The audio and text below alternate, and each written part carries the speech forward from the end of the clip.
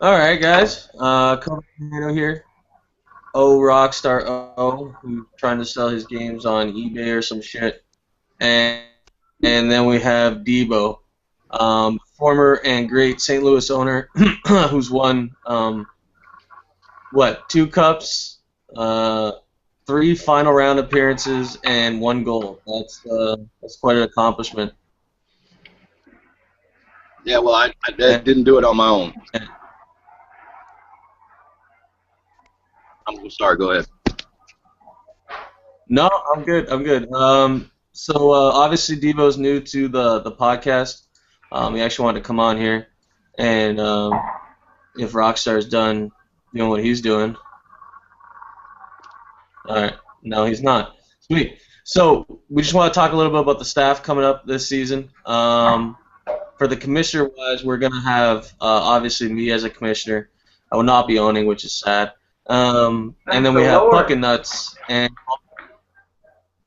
I was a good owner. I don't know what you're talking about. Anyways, and then we have Puckin Nuts, who's a new addition, and also Sir Mike Knight, which some of you might know from other leagues, also going to be one of our commissioners.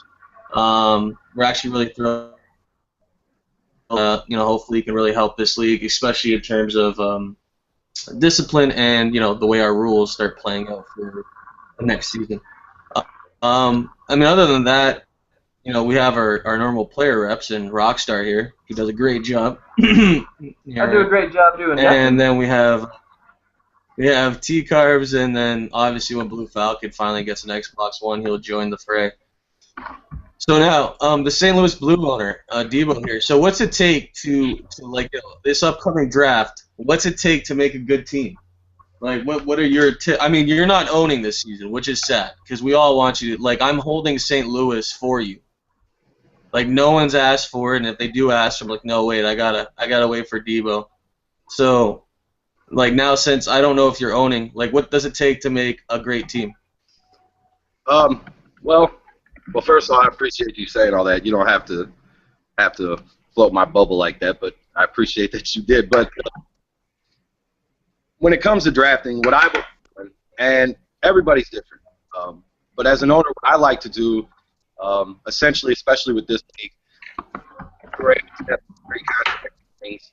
Uh, that's a big plus going into the draft. It really can help out with how you draft. Um, it can open up certain levels of the draft that you won't be competing with other teams if you sign right. Even your placement of your GM and AGM is very very important. But back to your point, what I like to do when draft is I would like to get my signings, three guys I chose to sign, and my AGM and GM, and I'd like. I feel the best way to make the best team possible is to listen to every player on your team. And if they have ideas, don't blow them off like most owners do in LG and other leagues. I try to really get away from that and really listen to them. And it turned out I was successful because of it. Um, the reason being is when you allow people to have input and make them feel like they're input makers, which uh, it does in most cases, it gives them this bigger sense of the team is theirs. They play harder for you. They show up more. They really care about winning and losing. So then, essentially, as an owner, it makes your job a little bit easier as far as getting guys to show up and want to play because they feel like the team is really essentially a part of them. And it's something that they represent and they want to represent it well. It also doesn't hurt to pick up some very good players. And to be honest, St. Louis was lucky to have that. We've had very good drafts every time that we drafted.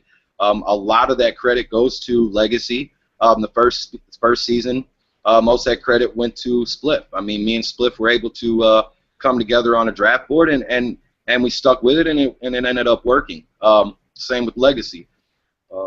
And it doesn't hurt to have a legacy on your team. I know you guys understand that. I don't want to toot his horn. I'll let him join a podcast later and toot his own horn. But, without legacy, to be honest, and I don't want to make this about me or whatever, but I wouldn't have been able to accomplish the things that I accomplished in this league if it wasn't with him. Me and him just meshed well as far as it went to management. We understood what each one of us brought to the table, and we were able to effectively bring that off to our players and essentially make them buy in. So essentially, to answer your question, and all you new owners out there, if you're wondering, is listen to your players. I mean, especially your signings. You signed them for a reason, so their opinion has to matter. If they don't, and you're just signing people because you know, they're nice people, or you're signing them because you think they're good, well, you're going to get what you put out of it. You really got to put some effort in it and make these players want to make your team number one. Sorry to ramble on there. No, that was perfect. That was great. Rockstar is playing a video game. Yeah, I talk a lot, so Rockstar's probably falling asleep. Watching TV, he's like, you know what? I'm just gonna. The guy's gonna go on for a while. Let's just watch something. Are you outside smoking? I get on that box, man. It's hard for me to get off that fucker. So. No, it's good. It's good. It's refreshing, man. Because a lot of owners come in, they gotta listen up to people who have owned before.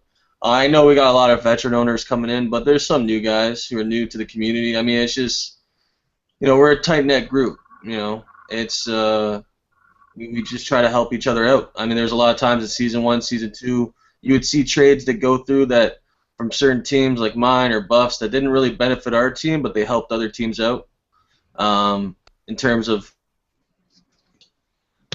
And then, yeah, I mean, Season 1, you offered legacy to me. You said, here's this great player that's signing up. You should pick him up. And I'm like, guys, I'm a team, but you know, I didn't realize he was that good of a player. And then all of a sudden, St. Louis goes on this winning trend and then wins the cup. And we're all sitting here like, what the fuck? You know what? But yeah, I know. Go ahead. I'm sorry.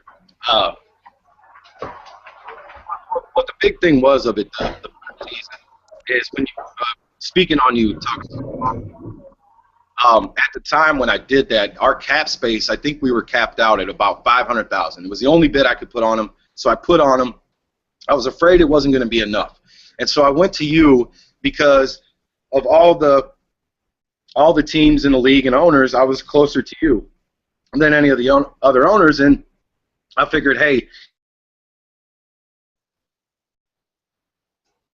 Oh, I think we lost him. Okay. But I figured if, for whatever reason, if Legacy doesn't make it over here, at least he can go to a guy I trust that's going to treat him right or whatever. The thing is, it worked in my favor. Nobody really paid attention to the board, and you didn't believe me. So we ended up polling him, which, you know, obviously you get a Legacy on your team, man, you find a way to keep him there. The guy literally single-handedly will win you games. I'm not going to say that he was the reason that we won all the cups we did, the sole reason, but he was a major reason. And if we don't have Legacy on that team, maybe we don't go as far. But a lot can be said about a lot of the other players that we had on our team. You know, from the sanctifying net who held us in games on his own, to Honcho on defense, to Animal Mup, to Shepard, to Rav, to Dark. I mean, these guys are big names, and it was really almost, it turned into an honor for me to have them play for me. I remember after we won the cup the last season, third season, I sent them all personal messages telling them thank you for making my final season as an owner something really special, because those guys didn't give up. You know, they sacrificed things they didn't have to, you know, and that's a great thing. And that says a lot, because in all honesty, at the end of the day, this is internet gaming. You know, it's at a higher level, but at the end, you know, in all honesty, that's what it is. And the fact that these guys bought into the team as it's theirs, you know, Nuke Bomb. I mean, we spent half the season, the third season, praying to God Nuke Bomb wasn't going to leave us, because we couldn't find a good fit for him as far as placement on his line. We knew he was the centerpiece of a line, but everybody we put there just wasn't meshing well.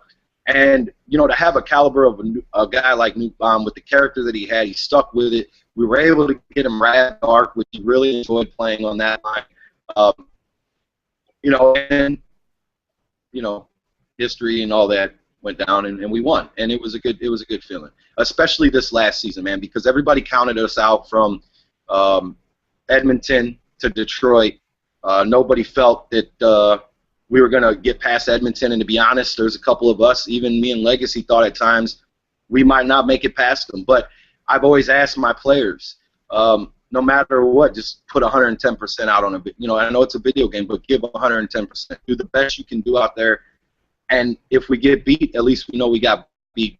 And, you know, it worked out. We ended up in Edmonton, Detroit.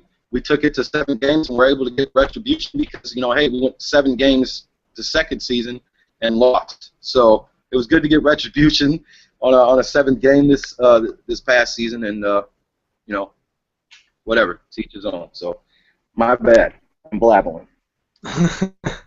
That's all right. I mean, I think that's all we need for today. But yo, are you gonna be owning this season coming up, or what? Are you officially, like, what's going on? What's the story? I didn't really what else? Can you guys still hear me? Yeah, we can. Yeah, you hear the question? Yeah, I think. Well, I heard part of it, and I think it's, am I going to be an owner?